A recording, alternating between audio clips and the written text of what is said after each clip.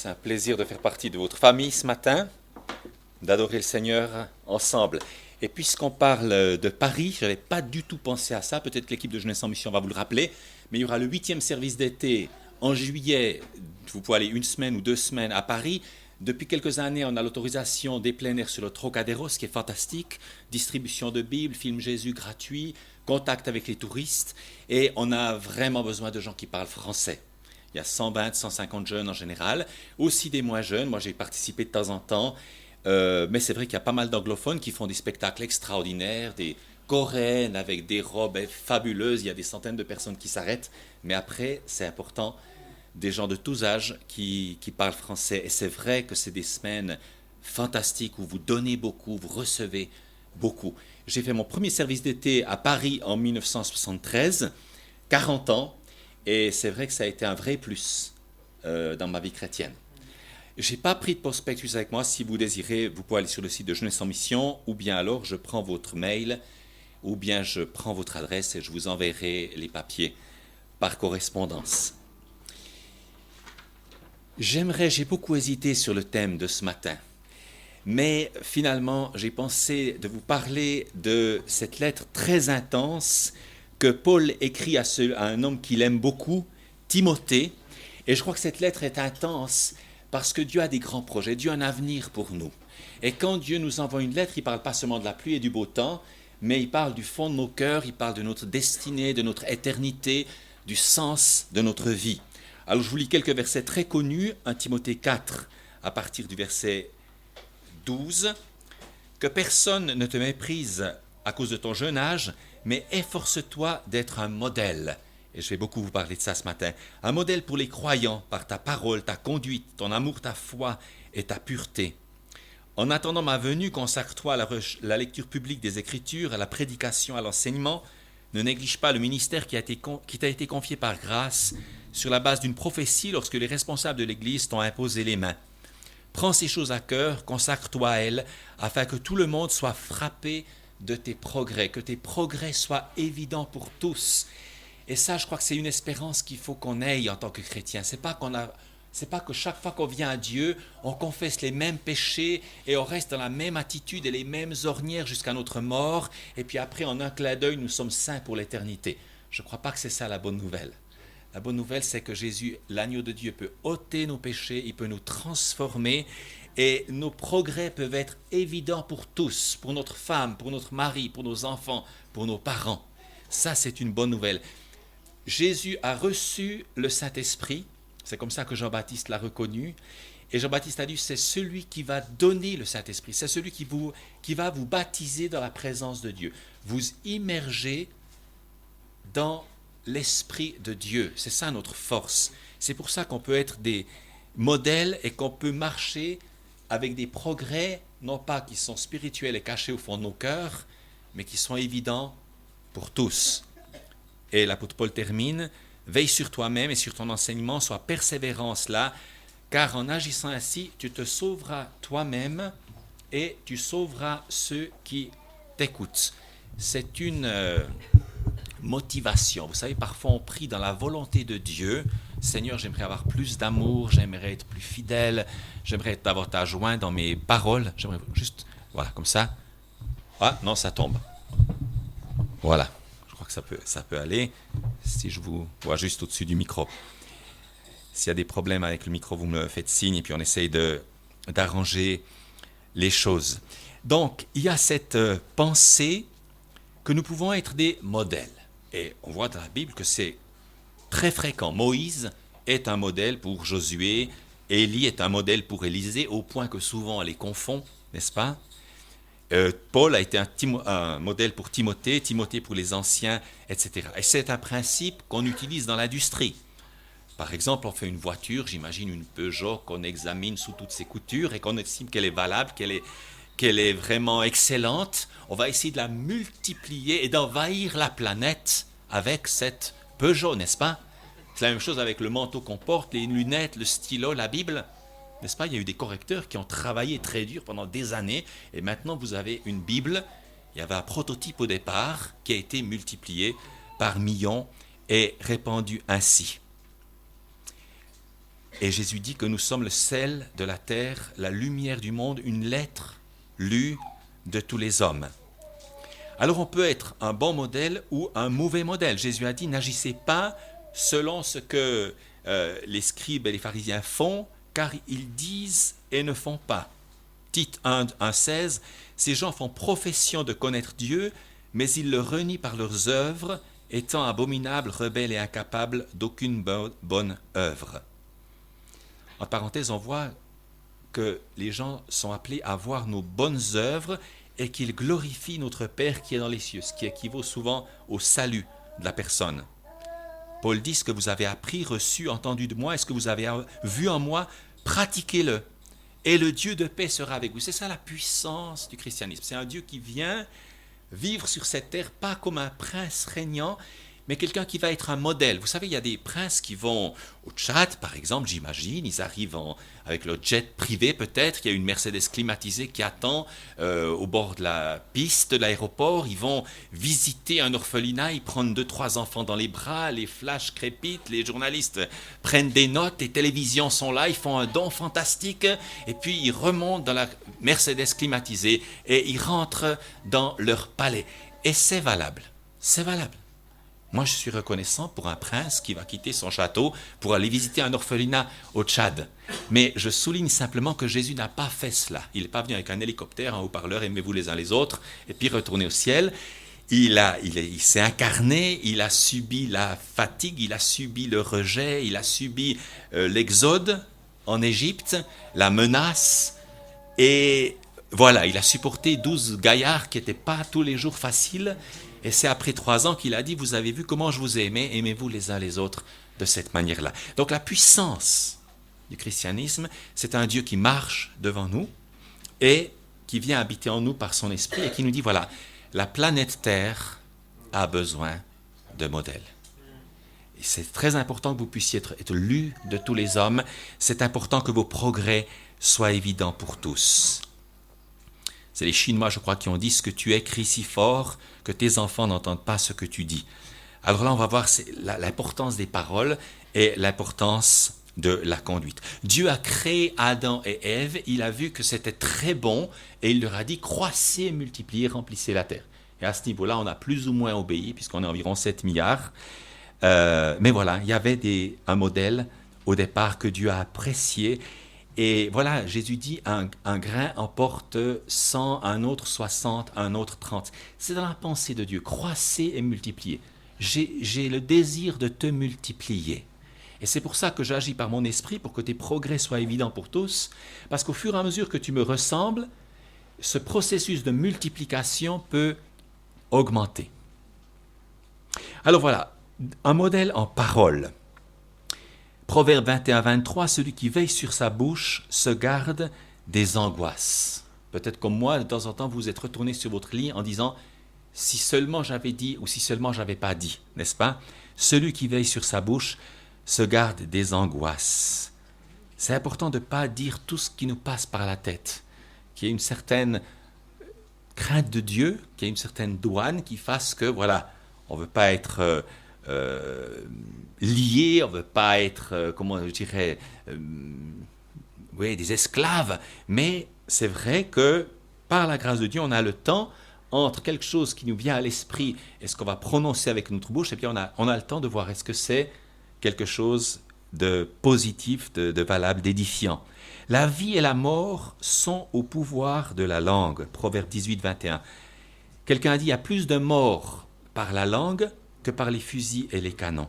Et c'est vrai qu'il y a un grand pouvoir de mort. On emploie souvent l'exemple d'enfants qui ont une vie ou une carrière brisée à cause d'une parole malheureuse.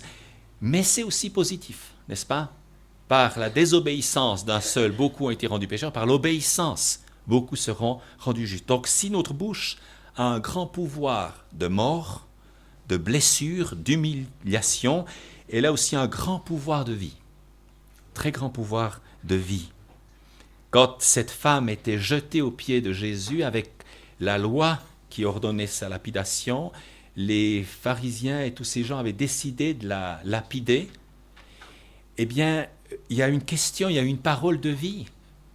Personne personne ne t'a-t-il, quand Jésus a dit ça, ça me vient pas à l'esprit maintenant, il y a tout le monde qui dit que celui qui est sans péché jette la première pierre, ils se retirent tous, personne ne t'a-t-il condamné, je ne te condamne pas non plus. Va et ne pêche plus. Une parole de vie, une résurrection. Cette femme, elle a pensé qu'elle était arrivée à la fin de sa vie, et par une parole, elle va ressusciter. Jacques 3, 8 à 11 nous dit que l'eau douce et l'eau amère ne doivent pas sortir de notre bouche. La bénédiction, oui, mais pas la malédiction. Et Jacques dit que la langue peut être comme un venin mortel. Alors, j'aimerais citer quelques exemples négatifs, puis quelques exemples positifs. Par exemple, la médisance. Moi, je me souviens, on attendait un orateur à l'école d'évangélisation, et il y a un ami, je ne me souviens plus qui c'est, il m'a dit, oh, tu sais, cet orateur qui vient la semaine prochaine, il dit des bonnes choses, mais... Et il m'a raconté un peu les faiblesses. Et je me suis rendu compte, même 10 ou 20 ans après, que je voyais toujours cet homme avec ce voile. Il était toujours un serviteur de Dieu, mais la puissance de la médisance. Et puis pourquoi est-ce que Dieu est si sévère avec les murmures dans le désert avec le peuple d'Israël? On voit dans la parole de Dieu qu'on a le droit de dire quand quelque chose ne va pas. Quand les veuves sont négligées dans les actes des apôtres, elles se plaignent et les apôtres ne donnent pas un message sur le murmure. Ils nomment 7 hommes remplis du Saint-Esprit pour qu'il y ait plus de justice. Ils ont dit les choses à la bonne personne qui avait l'autorité pour le faire. Mais voyez, dans le désert, ils disent Dieu nous a piégés. En réalité, il ne nous aime pas. C'est pour nous faire mourir qu'il nous a emmenés ici. Et vous vous souvenez, les oignons, comme c'était merveilleux, ces petites sauces-là sympathiques aux oignons qu'on avait en Égypte. Donc, ils attaquent le caractère de Dieu. Et c'est pour ça que Moïse se jette sur sa face en disant, c'est pas moi qui le rejette, mais c'est toi. Pourtant, ils avaient vécu des choses extraordinaires. La mer Rouge qui s'était ouverte, n'est-ce pas? Quelqu'un a dit, c'est parce qu'ils ne se sont pas noyés, parce qu'il y avait 30 cm d'eau. Et il y a une dame qui a dit Alléluia, et le pasteur a dit pourquoi tu dis Alléluia? Elle a dit parce que le Pharaon et toute son armée se sont noyés dans 30 cm d'eau. Mais non, la Bible dit qu'il y avait des murailles de chaque côté. Et puis ensuite que l'armée égyptienne a été engloutie. Donc ils avaient quand même eu des signes, mis à part les 10 plaies d'Égypte, mais ils avaient quand même eu des signes exceptionnels pour croire que Dieu les aimait et qu'il était capable de les conduire dans la terre promise. Mais malheureusement, ils ont murmuré. Et puis, les querelles. Il ne faut pas qu'un serviteur, une servante de Dieu ait des querelles. Et quelqu'un a dit, c'est très difficile de se quereller avec un mort. Vous le provoquez, vous l'insultez, vous l'humiliez, mais il ne répond pas. Ce n'est pas intéressant, c'est impossible de se quereller avec un mort. Et c'est vrai que quand la querelle s'anime, quand on commence la discussion qui fâche le dimanche à midi autour de la table, on a le choix de l'alimenter ou une parole douce calme la fureur, n'est-ce pas? Les paroles déshonnêtes, les paroles inutiles. Vous savez, j'étais chauffeur de transport en commun en Côte d'Ivoire parce qu'on conduisait des équipes de Lausanne dans l'évangélisation en Afrique francophone. Et parfois, je conduisais un Saviem, et parfois, à côté de moi, il y avait toujours un élève ou l'autre qui s'asseyait. Et puis, des fois, il commençait à parler, et puis le premier quart d'heure, c'était intéressant. Au bout d'une demi-heure, je me disais, mais est-ce que vraiment il y a tant de choses à dire? Au bout d'une heure et demie, c'était insupportable. Au bout de 2 heures, j'aurais voulu sauter par la fenêtre si ça avait été possible. N'est-ce pas?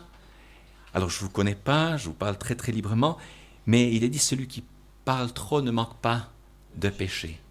Et je me souviens d'une campagne à Jeunesse en Mission, il y a un gars il a abordé quelqu'un, il a parlé, puis au bout de 10 minutes, il a repris son souffle, et l'autre a dit, moi aussi, je suis avec Jeunesse en Mission. Vous voyez, c'est mieux de privilégier le dialogue. Il y a des timides qui s'expriment jamais et ils ont des trésors. Ils prient pas dans les réunions de prière. C'est tellement dommage parce que tu as des trésors. Ta voix est précieuse, tu es unique. Comme je dis, tu n'es pas une photocopie. Ton apport est tellement important. Voilà, il y a des progrès à faire. Il faut que tu apprennes à ouvrir la bouche. Tu verras que Dieu va utiliser ta bouche. Mais malheureusement, il y a aussi des personnes qui parlent tout le temps. Elle vous téléphone, quand elle a découvert que vous avez décroché, ça commence, brrr, ça n'arrête plus. Ah, vous pouvez poser le téléphone, vous allez faire une petite promenade en montagne, culte personnel, vous regardez votre film préféré à la télé, puis de temps en temps, vous contrôlez si la personne est toujours là, voyez. Bon, je caricature un petit peu, mais voilà. Des paroles inutiles, des paroles qui finissent par submerger ce que vous rencontrez. c'est important d'être modéré, hein, lent à la parole, dit Jacques, n'est-ce pas? Prompt à écouter, lent à parler. Et puis il y a les mensonges. Alors, les mensonges des enfants de 4 ans, hein, tu as mangé le chocolat, non je ne l'ai pas mangé, puis ils sont balafrés de chocolat d'une oreille à l'autre. Mais bon, il y a aussi, vous savez, quand on parle de sa voiture, par exemple, oh, vous venez d'acheter, disons quoi, une BMW, et alors là, il y a des gens qui commencent à vous attaquer autour de la table, et là vous dites, oh, moi j'ai eu une BMW pendant 10 ans, jamais, pas une seule panne. Puis il y a le Saint-Esprit qui dit, non mais t'as pas changé le tuyau d'échappement il y a 2 ans, et puis le moteur qui était tombé sur l'autoroute, tu te souviens pas Vous voyez, quand on doit défendre son opinion, rester véridique, ne pas exagérer. Et vous savez, des fois, parler contre soi. Hein, la police qui vous arrête, vous dites, voilà, monsieur, vous avez remonté un sens unique, et de dire, vous avez parfaitement raison. Veuillez m'excuser.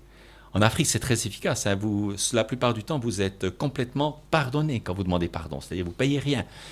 Il ne faut pas l'utiliser de manière malhonnête, mais moi j'ai vu que les autorités sont très sensibles, même parfois ceux qui sont corrompus, ils sont très sensibles si dans notre erreur, quand on est fautif, on continue de dire la vérité contre soi.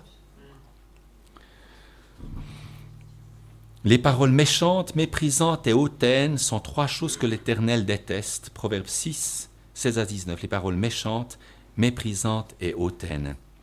Et puis Éphésiens 5, 4, c'est un verset qui m'ennuyait comme jeune converti, qu'on s'abstienne de plaisanteries comme il convient à des saints. Mais pourtant, Dieu a de l'humour, Dieu rit et Dieu aime qu'on soit joyeux, soyez toujours joyeux. Qu'est-ce que Dieu veut dire par là? Et moi, je n'ai pas fait de grec ni d'hébreu, mais quelqu'un nous a dit un jour, il est dit qu'on s'abstienne de joie blessante. C'est-à-dire que si dans ton humour, tu détruis, tu blesses, tu rabaisses, tu humilies, tu te glorifies, alors il vaudrait mieux que tu changes ton humour. Vous savez, en Suisse, on a toutes sortes de plaisanteries sur les cantons. Je sais pas, voilà, mais par exemple, on dit, quand les gens sont petits en Suisse, on dit qu'ils prennent des échelles pour aller aux fraises, par exemple, pour récolter les fraises. Ou bien moi qui suis bernois, on nous dit, il ne faut pas qu'on vous raconte des plaisanteries le vendredi, parce que vous riez au culte le dimanche matin. Alors il y a toutes sortes d'histoires comme ça, n'est-ce pas? Et puis, on rit beaucoup, et à Jeunesse en Mission en équipe, on l'a vu ça, on rit autour de la table, mais en fait, on est blessé. Et l'amitié dans l'équipe commence à descendre, et parfois ça se termine, heureusement d'ailleurs, dans la repentance et dans les larmes. Alors voilà, il faut peut-être réfléchir, Dieu aime beaucoup qu'on rie et qu'on soit joyeux et qu'on se détende, et il y a un temps pour tout, mais il nous dit, si dans ton humour, tu blesses, tu rabaisses, alors abstiens-toi. Sois un bon douanier et choisis quelque chose d'autre pour donner de la joie aux autres, mais pas quelque chose qui fait rire l'un et qui détruit l'autre. Il y a beaucoup de choses qu'on peut faire dans le sens positif. Déjà bénir, dire du bien. Moi, si j'étais une coiffeuse chrétienne, eh bien, je ne me gênerais pas de bénir en faisant des shampoings secrètement, parce qu'on a le droit de bénir secrètement. On n'a pas le droit de dire du mal de quelqu'un derrière son dos, mais on a le droit de bénir les gens. C'était fantastique quand, vous voyez, quand c'est qui? Sous son figuier, le disciple, là, il entend parler de Jésus, Nathanaël, merci beaucoup, et tout de suite il dit, peut-il venir de Nazareth quelque chose de bon? Vous voyez, comme si on m'avait introduit ce matin, vous voyez, ce gars-là, il vient de la région d'Yverdon, Suchy, mais enfin, on n'a jamais rien vu de bon venir de cette région. Mais peut-être que ce matin, on verra une exception. Non, c'est la manière dont Nathanaël réagit quand on lui parle du Fils de Dieu, parfait et unique. Mais quand Jésus voit ce Nathanaël, pécheur, qui vient de le critiquer par derrière, s'avancer, il dit, voici un véritable Israélite dans lequel il n'y a point de fraude. Voyez, le Fils de Dieu parfait est capable de trouver quelque chose d'extrêmement positif au sujet de Nathanaël qui vient de le critiquer. Confesser les choses positivement. Vous connaissez peut-être tous cette petite illustration de 2 émissaires d'une fabrique de chaussures qui étaient envoyés pour prospecter dans un nouveau pays, et il y en a qui envoient un télégramme en disant, enfin, à l'époque des télégrammes, eh bien, patron, je prends l'avion ce soir, ici, il n'y a aucun espoir, parce que les gens n'ont pas de chaussures aux pieds. Et puis l'autre émissaire, un peu plus loin dans le même pays, envoie un télégramme en disant « Patron, envoyez les fonds et envoyez des ouvriers, c'est fantastique. Ici, personne n'a encore de souliers à ses pieds. » Et donc il y en a un qui voulait chausser toute la population et l'autre qui était juste dans le fait accompli, sans aucun espoir. Créer, aider, une parole de réconciliation, une parole de lumière, de sagesse, de connaissance, de solution, de courage, de fermeté, de vérité. Les 9 dons de l'esprit passent généralement par notre bouche. Langue, interprétation, prophétie, c'est évident. Parole de connaissance, de sagesse, mais souvent le discernement va aussi passer par nos lèvres. Et puis, miracle, foi et guérison. Souvent, Dieu utilise notre bouche pour cela. Donc, souvenons-nous que la vie, le pouvoir de la langue. Je viens de faire un week-end d'alpha sur le Saint-Esprit avec une petite équipe en Suisse. Et c'était fantastique, parce que c'était des gens pauvres qui avaient très peu d'expérience. Il y en avait qui n'étaient pas encore chrétiens. Il y en a un qui a prié pour moi à haute voix le dimanche matin et qui s'est converti le dimanche après-midi. Quand des non-chrétiens évangélisent et quand des non-chrétiens prient à haute voix, j'ai constaté dans ces 40 dernières années qu'ils sont souvent très proches de la conversion. C'est formidable. Si j'avais plus de temps, je vous raconterai l'évangélisation faite par des non-chrétiens. C'est assez génial. Je vous donne un petit exemple. On était en France et puis dans je ne sais plus quelle région, j'ai fait beaucoup d'équipes mobiles. Et puis, au souper, au repas du soir, je demande qui veut témoigner ce soir. Et la fille du pasteur qui s'était joint à nous dit moi. Nous, on savait qu'elle n'était pas chrétienne. Alors, j'ai dit bon, d'accord. Alors, le soir, on fait notre programme, on l'invite, elle vient au micro pour témoigner comme non chrétienne. Et elle s'effondre en larmes devant tout le monde. Alors elle est retournée à sa place, elle s'est convertie le soir même ou le lendemain matin, et elle est venue donner son témoignage le soir suivant. C'était fantastique. Donc, moi j'ai pris dans le porte-à-porte des non-chrétiens avec moi. J'ai jamais regretté. Moi j'ai l'impression qu'ils sont très proches de la conversion. Je vous le dis comme ça, entre parenthèses. Communiquez avec amour, que votre douceur soit connue de tous les hommes. Et puis la prière. Je le disais avant, quand je suis revenu d'Afrique une fois, avec une Land Rover, on est revenu par bateau, sur un bateau qui portait du bois, mais ils avaient quelques touristes. Ils nous avaient acceptés, à Abidjan, Marseille.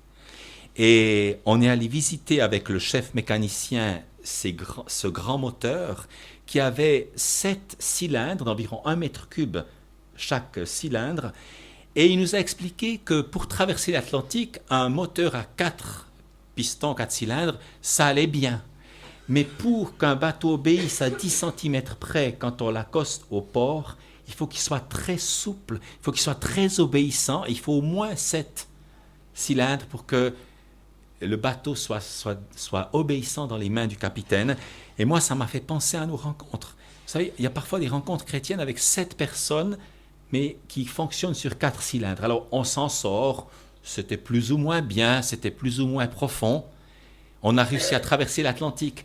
Mais il n'y avait pas cette obéissance dans les mains du Saint-Esprit. Il n'y avait pas ce corps en fonction. Voyez, il y avait le cœur qui marchait bien, mais les poumons pas trop bien. Et puis il y avait des mains très obéissantes, mais les pieds étaient paralysés. Alors voilà, souvenons-nous de cela aussi au niveau de nos paroles au service du Seigneur. Samuel 3, 19, aucune des paroles que Samuel ne prononçait de la part de l'Éternel ne restait sans effet. Et puis la conduite. Je vais surtout développer ces 2 points-là. Vous avez peut-être lu dans certaines administrations ce petit dicton, c'est bien agréable d'être important, mais c'est bien plus important d'être agréable. C'est bien agréable d'être important, mais c'est bien plus important d'être agréable. La conduite, par exemple à Polyvalence, il y avait un jeune qui revenait de son école de disciples, et son pasteur lui a dit à la fin du culte, est-ce que tu veux bien ranger les cantiques ? Et il a dit, je prierai à ce sujet. Il était très spirituel, mais il n'était pas très obéissant, et il n'était pas polyvalent. Et c'est souvent une erreur. Quand on revient de quelque chose où on a été tellement béni, on a beaucoup reçu, on a beaucoup donné, et on reste là les bras croisés en attendant qu'un ange descende du ciel et nous donne des directives, et au bout de 6 mois, on est complètement sec. Moi, je dirais qu'au service de Dieu, il vaut mieux servir en se trompant, et que Dieu puisse nous corriger, que de rester juste là, les bras croisés. Parce qu'un ange peut descendre du ciel, mais c'est rare. Ce que ta main trouve à faire, fais-le. N'est-ce pas ? Et aimez-vous les uns, aimez-vous pratiquement. Servez-vous les uns les autres. Et puis ce que j'ai vécu aussi en équipe, c'est qu'il y a des moments de pression. J'ai eu 10 équipes de 2 mois et demi en Afrique francophone pendant 10 ans. Et c'est vrai que dans le Savième, alors on avait un Savième qui était pas mal, mais oui, sur la tôle ondulée, vous savez tout ce que c'est, eh bien, si vous aviez été dans une cuisine, vous auriez pris les casseroles, vous auriez 10 hommes qui auraient pris 10 casseroles et qui les auraient lancées en l'air, n'est-ce pas? Et vous auriez enregistré ça. C'est à peu près la sonorisation qu'on avait. On faisait par exemple 5 heures de tôle ondulée, et bien pendant 5 heures, on avait l'impression que toutes les casseroles de la cuisine étaient lancées contre les murs et par terre. Et on était couverts de poussière, il faisait chaud, on était fatigués, on avait faim, et on arrivait enfin à l'endroit qu'on devait atteindre, et on aurait eu tellement envie de s'effaler sur un lit moelleux, et que quelqu'un nous apporte un petit apéritif sympathique, quelques arachides bien salés, et puis un repas magnifique, on aurait mis les pieds sous la table et les gens nous auraient servi.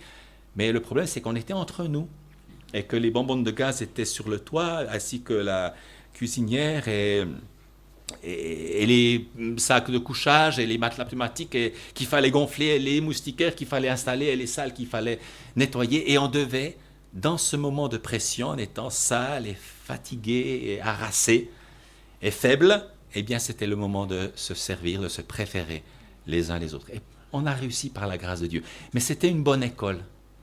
Et vous savez, dans les couples, par exemple, il y a aussi ces moments de pression. Il y a le mari qui arrive très fatigué et la femme qui a envie de raconter toutes les misères, peut-être qu'elle a aussi vécu de son côté. Et c'est le clash. Et ma femme enseigne, accueillez votre mari comme un roi pour qu'il vous traite comme une reine. Vous le laissez respirer 10 minutes, lire son journal préféré, amenez-lui quelques arachides s'il aime ça. Et puis au bout de 10 minutes, quand il a eu le temps de reprendre son souffle parce qu'il a été dans les embouteillages et il y a eu des collègues de travail pas toujours faciles, eh bien, à ce moment-là, peut-être que c'est le moment d'ouvrir votre cœur. Et c'est vrai que c'est intéressant de voir dans nos semaines et dans nos journées quels sont les moments de pression. Quand est-ce qu'on a envie de péter les plombs? Et est-ce que ce serait bien de m'arrêter sur peut-être une petite aire d'autoroute, 10 minutes, de me promener avec le Seigneur pour faire peut-être une coupure entre ma vie de travail qui a été très fatigante et les enfants qui vont me sauter dessus quand je vais arriver.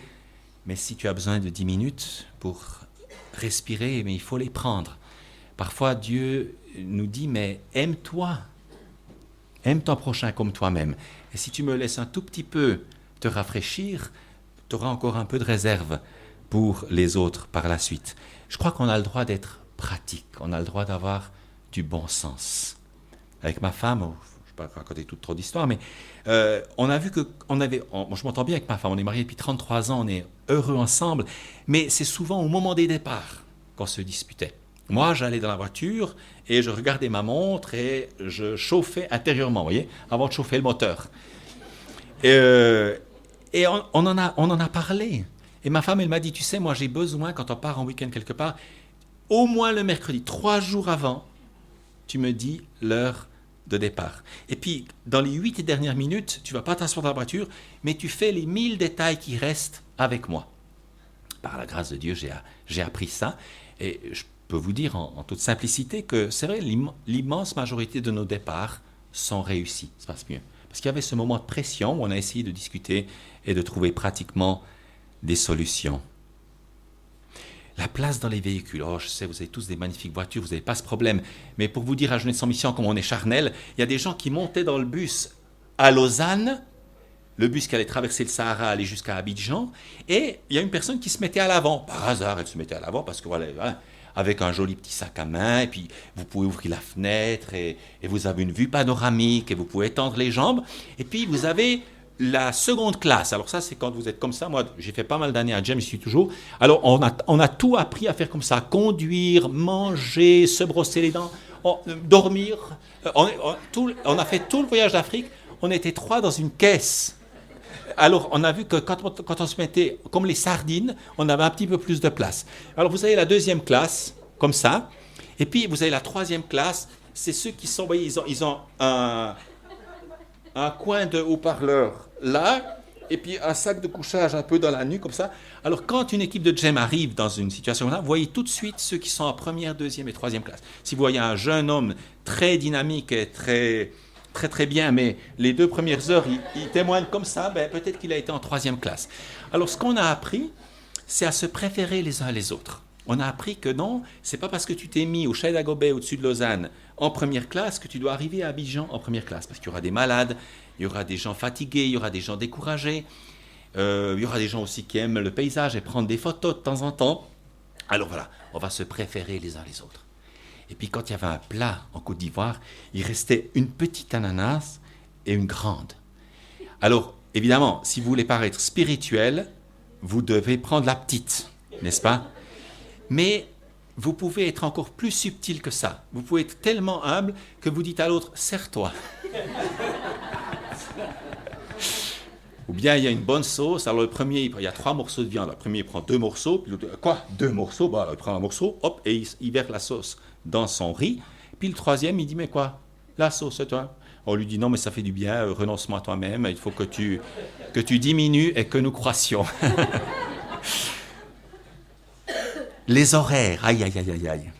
C'est Don Stevens qui a vécu à 350 personnes sur le bateau Anastasis, qui disait « Arriver en retard, c'est de l'orgueil ». Aïe, pourquoi ça peut être de l'orgueil d'arriver en retard? C'est de dire « Mon temps est plus important que le tien ».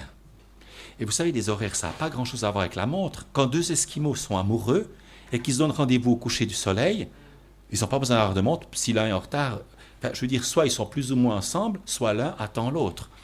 Ça n'a rien à voir. C'est une loi physique, n'est-ce pas? Le sommeil des autres. Vous savez, on avait ces soirées d'évangélisation, on avait des contacts tellement profonds, et puis d'autres étaient au chômage. Et comme on n'avait qu'un savième et qu'on devait faire 20 km pour aller dormir, évidemment, c'est quand le dernier monte dans le bus que le bus part. Et si vous n'établissez pas des règles d'amour, eh bien, ça crée pas mal de conflits. Alors qu'est-ce qu'on a fait? Parce qu'on a tous parfois des conversations fabuleuses. Puis on est tous des fois là à attendre, mais quand c'est que tu viens, mais quand c'est que tu viens, mais quand c'est que tu viens. Alors nous, par exemple, moi je disais 10 minutes avant le départ, je klaxonne. Et même si vous êtes en train de ressusciter un mort ou d'amener 3 personnes à Christ, vous avez 10 minutes. Et c'est à vous de gérer la chose avec le pasteur, faire les bons contacts, mettre les temps, prendre les adresses. Mais dans 10 minutes, tu es assis.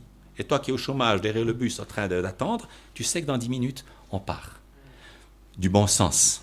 Les finances, oh là là.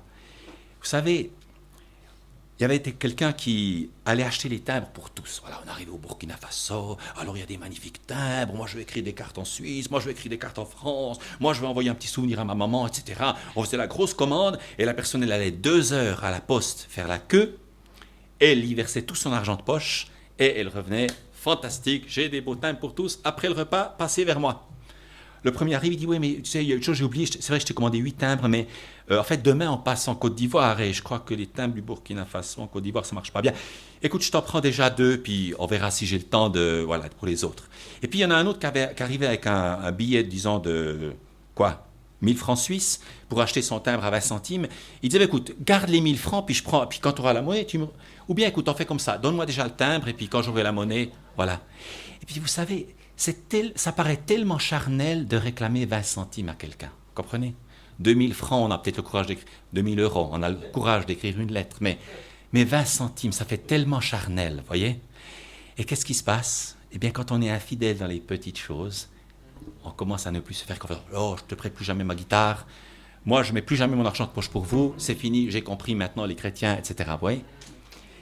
Eh bien, moi, j'ai une sœur qui m'a donné une leçon. Quand elle me prête 1 franc, elle est souvent généreuse avec moi.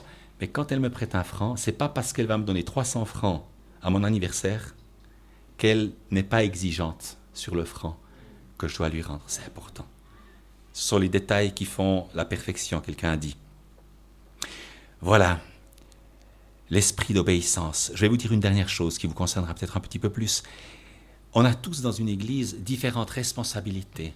Et on sait tous comment bousiller. Oh, vous le faites sûrement pas, mais vous voyez, quand quelqu'un dirige, puis on aimerait lui faire comprendre un petit peu le corriger, n'est-ce pas? Alors on est des spécialistes, on a la chorale, je ne sais pas si vous avez une chorale, mais on sait comment agir pour rendre la répétition de chorale insupportable, ou bien comment faire du bien au chef ou à la chef de chorale. Et vous savez, dans le monde, dans les bureaux, dans les industries, dans les ateliers, souvent, il y a cet esprit de représailles. Ah, tu m'as fait ça. Eh bien, tu vas voir, quand moi j'aurai autorité, je vais me venger. Eh bien, je dirais que là, non, c'est exactement le contraire.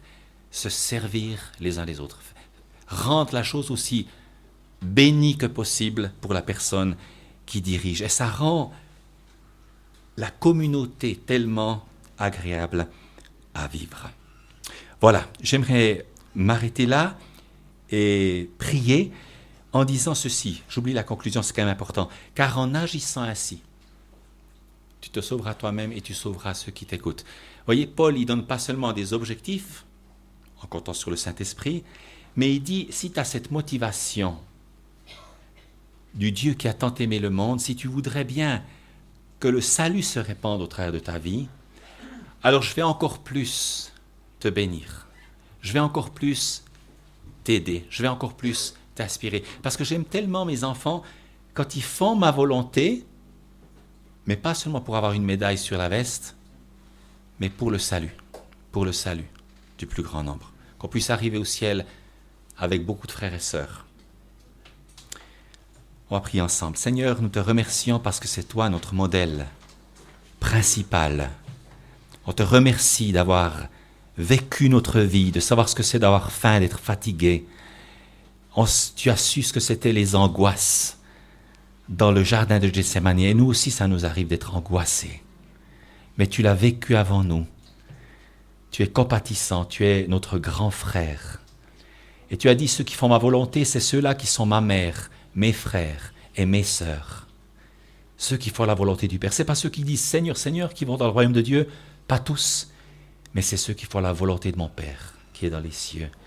Et Seigneur, nous aimerions que dans cette année 2013, tu nous donnes de marcher de progrès en progrès. Tu nous donnes de nous aimer pratiquement, de nous faire du bien les uns aux autres, de nous mettre à l'aise. C'est tout un apprentissage, mais tu es le chef de l'apprentissage. Seigneur, merci pour la liberté que tu nous donnes et pour l'amour que tu nous donnes les uns pour les autres, le renouvellement. Et Seigneur, par-dessus tout, dans cette communauté missionnaire, dans cette communauté qui pleure devant toi pour voir des hommes et des femmes, des enfants venir à toi, je prie, Seigneur, qu'il y ait ce profond encouragement en agissant ainsi. Tu te sauveras toi-même et tu sauveras ceux qui t'écoutent. Je vais faire de toi une source de salut, une source de vie, la lumière, le sel de la terre. Le Seigneur aime cette amitié avec chacun. Le Seigneur aime nous dire, il y a des perspectives. J'ai formé pour toi des projets de paix et non de malheur, afin de te donner un avenir et de l'espérance. Et si toi, tu as désespéré de toi-même, moi, je ne désespère pas de toi. Parce que je sais ce que j'ai mis en toi dans le sein de ta maman. Je connais tes dons. Je connais tes capacités. Je vois les diamants, les merveilles, les paroles de vie. Que ton cœur puisse être rempli pour que la vie coule de ta bouche le dimanche, mais aussi le lundi. Avoir les dons de l'esprit en abondance, être en communion avec le Seigneur le lundi, le mardi, le mercredi, le jeudi, le vendredi. Seigneur, que ton onction, que ta bénédiction repose sur nous tous en ton nom. Amen.